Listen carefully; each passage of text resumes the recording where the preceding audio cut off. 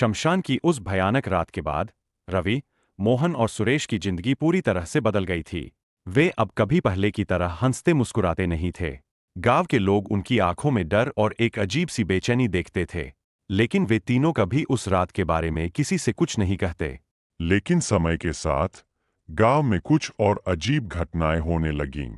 रात के समय लोग शमशान के पास से गुजरते समय भयानक चीखें और अजीब सी आवाजें सुनने लगे थे। कुछ लोगों ने कहा कि उन्होंने शमशान के पास एक पुरानी औरत की धुंधली आकृति को घूमते हुए देखा था। यह बात जल्द ही पूरे गांव में फैल गई और डर का माहौल बन गया। एक दिन गांव में एक बुजुर्ग तांत्रिक आया। उसने सुना कि गांव में कुछ अजीब घटनाएं हो रही है। तांत्रिक का नाम भैरवनाथ था और वह अपने तंत्र मंत्र के लिए दूर दूर तक प्रसिद्ध था। गांव वालों ने भैरवनाथ को शमशान की घटनाओं के बारे में बताया और उससे मदद की गुहार लगाई। भैरवनाथ ने तीनों दोस्तों से मिलने का फैसला किया। जब वह उनके पास पहुंचा तो उसने उनकी आंखों में छिपे डर को तुरंत पहचान लिया। उसने उनसे पूछा, बताओ, उस रात शमशान में क्या हुआ था? रवि, मोहन और सुरेश ने एक दूसरे की ओर देखा और फिर धीरे धीरे उन्होंने भैरवनाथ को पूरी कहानी बताई। भैरवनाथ ने उनकी बातें सुनी और फिर गंभीरता से कहा, जो तुमने देखा था वह सिर्फ एक भ्रम नहीं था।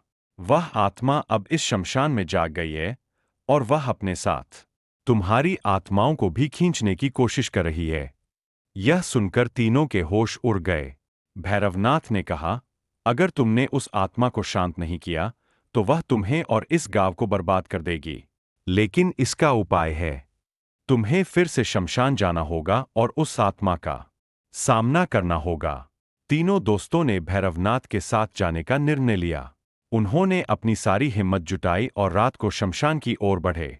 शमशान पहुंचते ही भैरवनाथ ने अपने मंत्रों का जाप शुरू कर दिया और चारों ओर तांत्रिक यंत्र बना दिए। अचानक हवा में वही भयानक गंध फैलने लगी और वह महिला की आकृति फिर से प्रकट हो गई। लेकिन इस बार भैरवनाथ तैयार था। उसने अपनी तांत्रिक शक्ति का प्रयोग करते हुए उस आत्मा को अपने जाल में बांधने की कोशिश की। आत्मा चीखने लगी, तुम्हें लगता है तुम मुझे रोक सकते हो? मेरी शक्ति गायब हो गई। शमशान में फिर से सन्नाटा छा गया। भैरवनाथ ने तीनों दोस्तों को देखा और कहा, यह आत्मा अब इस शमशान में कभी नहीं लौटेगी। लेकिन तुम तीनों को इस बात का ध्यान रखना होगा कि अब से तुम कभी भी किसी शमशान की शांति को भंग नहीं करोगे। रवि, मोहन और सुरेश ने सिर हिलाकर सहमति जताई। वे जानते थे कि उन्होंने जो किया था वह उनकी सबसे बड़ी भूल थी। उन्होंने भैरवनाथ का धन्यवाद किया और शांति से घर लौट आए। उस रात के बाद गांव में फिर कभी कोई अजीब घटना नहीं हुई।